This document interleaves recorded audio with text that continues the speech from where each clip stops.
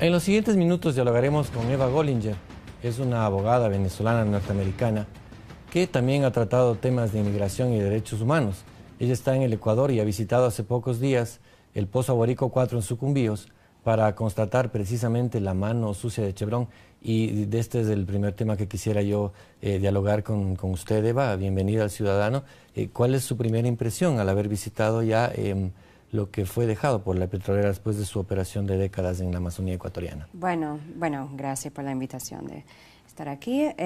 Realmente ha sido una experiencia muy fuerte, muy interesante, pero obviamente es un ecocidio que ha sido cometido por Chevron Texaco y de constatarlo con mis propios ojos, con mis manos, pues me tocó mucho más de lo que yo había pensado. Ya había obviamente leído mucho sobre el caso, por supuesto que estaba completamente en contra de lo que había hecho Chevron Texaco, pero una cosa es verlo así a través de todo lo que han sido las demandas jurídicas, porque por cierto, una anécdota es que yo en mis años de la Facultad de Derecho estudié el caso cuando apenas estaba comenzando, cuando era aún Texaco. Correcto. En los años 90.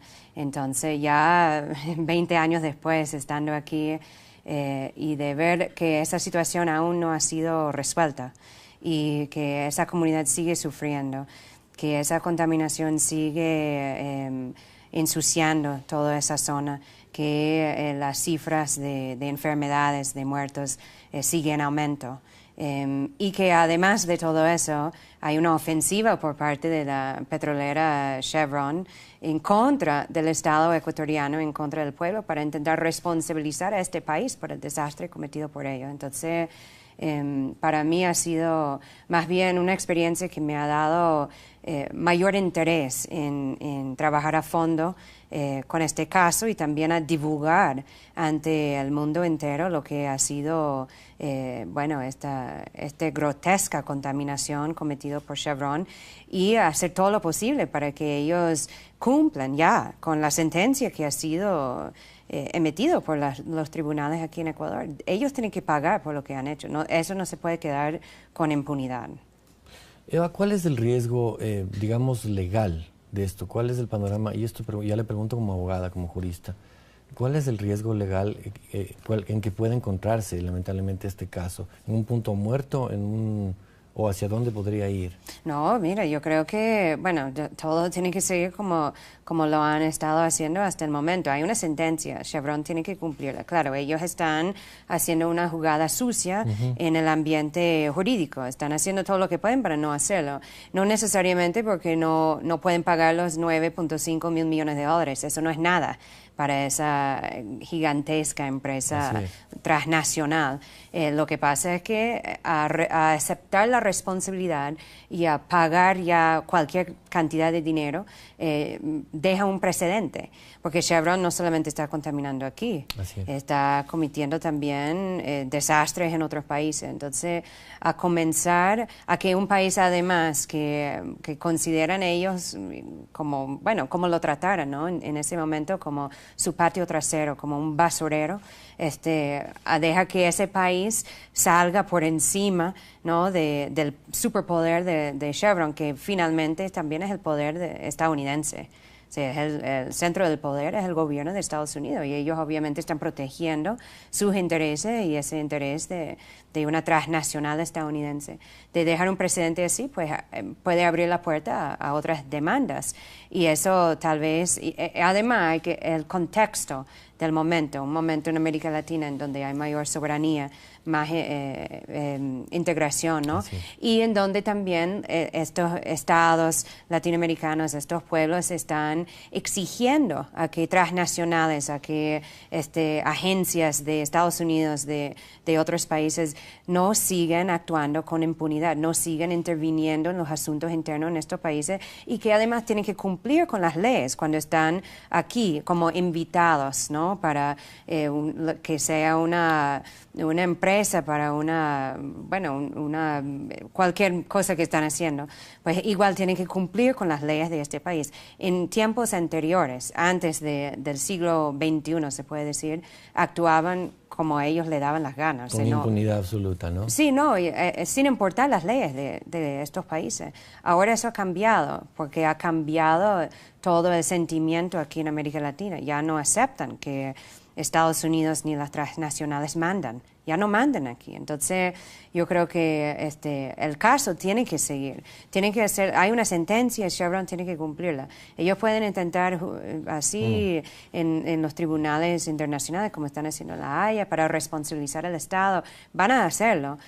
Pueden hacer todo lo que ellos quieren, pero yo creo que lo fundamental es seguir insistiendo y haciendo campañas como esta, La Mano Sucia de Chevron, dando a conocer los detalles del caso y también de lo que ellos han hecho, de esa contaminación. Porque muchos pueden pensar además que eso pasó hace 20, 30 años y que bueno, ya eso es algo del pasado. Pero yo fui allá y yo me metí mi mano en el suelo, en la tierra allá, y lo saqué, estaba lleno de petróleo. Y petróleo sucio, contaminado, tóxicos. Entonces algo, y eso sigue entrando en los sistemas de agua, sigue alimentando ahí en la tierra.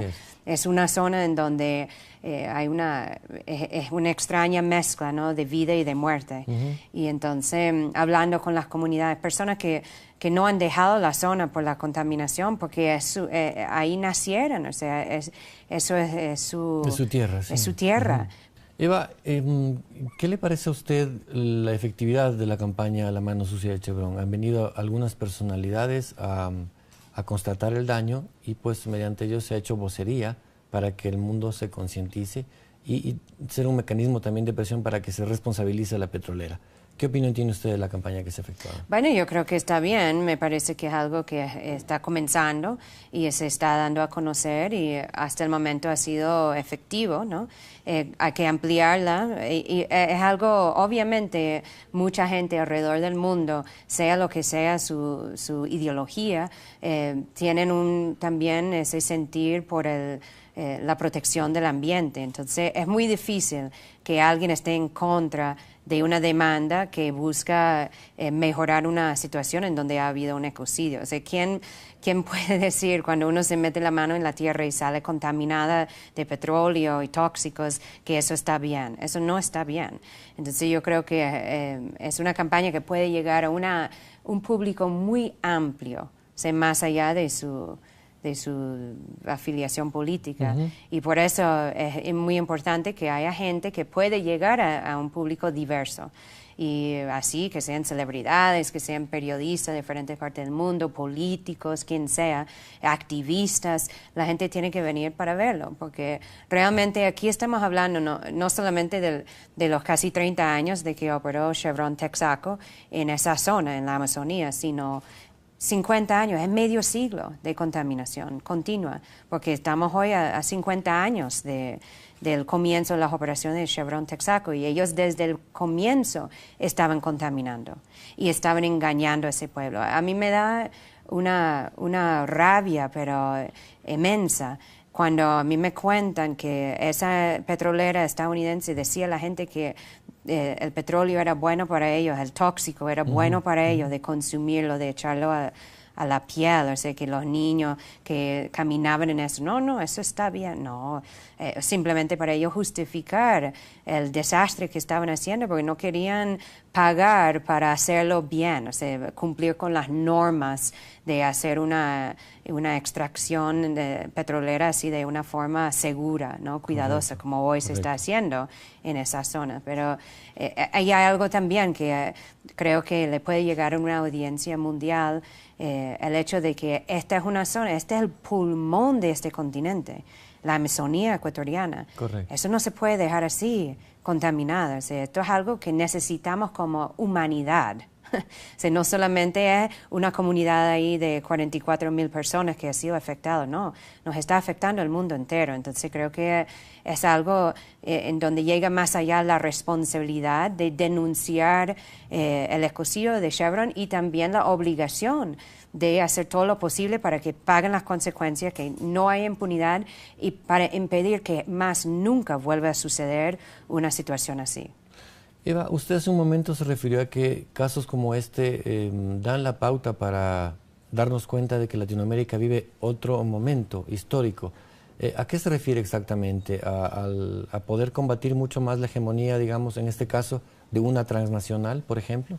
También, o sea, lo que ha sido un despertar de conciencia colectivo en América Latina durante la última década y un poco más, o sea, desde el comienzo de la revolución bolivariana en Venezuela, que realmente fue ahí el marco que abrió la puerta a una cantidad de otros, bueno, cambios en países en la región, o sea, a diferencia de lo que era América Latina del siglo XX, cuando habían gobiernos subordinados al poder estadounidense, a las transnacionales, a toda la agenda neoliberal, a las instituciones financieras internacionales que solamente aquí venían a saquear, a imponer su propia agenda para sacar provecho a ellos y no al beneficio de los pueblos. Por eso creció la pobreza en esta región, por eso el desarrollo estaba, bueno, en el suelo y ha sido a través de todo lo que fue la llegada de Hugo Chávez en Venezuela, la transformación allá del sistema en Venezuela y luego cambios en Bolivia, aquí en Ecuador, o sea, pueblos que han elegido otra clase de gobierno, en donde quieren mandatarios, líderes que bueno, actúan de una forma orgullosa de sus pueblos, que no se arrodillan ante esos poderes, ¿no?, de las superpotencias. Entonces, claro, por primera vez hay una colectividad en esta región que se siente con la fuerza, con la dignidad de enfrentar a estas poderosas empresas transnacionales, a decirles ya va, así no más. Nosotros no vamos a mantener relaciones como antes, en donde había una subordinación, en donde ustedes hacían lo que querían y nosotros nos quedamos así saqueados y sin nada. No, ahora va a ser una relación basada en respeto, basado en nuestra soberanía y también en donde hay una cooperación. Eva, muchísimas gracias por atender al ciudadano en esta oportunidad. Ha sido Eva Gollinger, abogada, periodista, investigadora de temas de derechos humanos, también de temas de inmigración, quien se ha referido a la realidad latinoamericana y también a la realidad que estamos viviendo con el caso de la mano sucia de Chevron. Continuamos con más.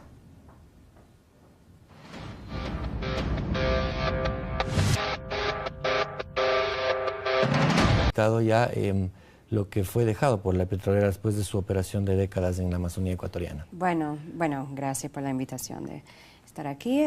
Realmente ha sido una experiencia muy fuerte, muy interesante, pero obviamente es un ecocidio que ha sido cometido por Chevron Texaco y de constatarlo con mis propios ojos, con mis manos, pues 90.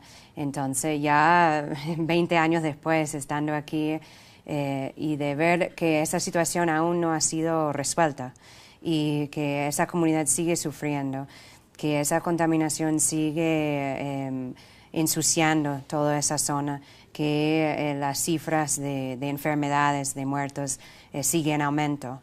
Y que además de todo eso hay una ofensiva por parte de la petrolera Chevron en contra del Estado ecuatoriano, en contra del pueblo, para intentar responsabilizar a este país por el desastre cometido por ellos. Entonces, para mí ha sido más bien una experiencia que me ha dado mayor interés en trabajar a fondo con este caso y también a divulgar ante el mundo entero lo que ha sido esta grotesca contaminación cometida por Chevron y hacer todo lo posible para que ellos cumplan.